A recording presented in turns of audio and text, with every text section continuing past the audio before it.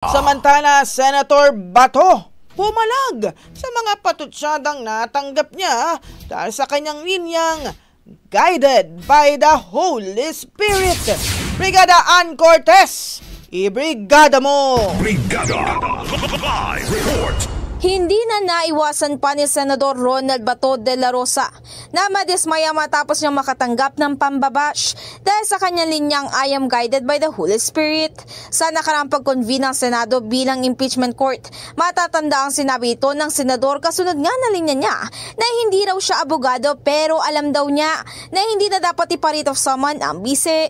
Sa bagong post naman ng senador sa kanyang social media account, sinabi nito na hindi niya alam na tanging mga pari at di man ipinklawan lang ang pupwedeng gumamit ng linyang ito.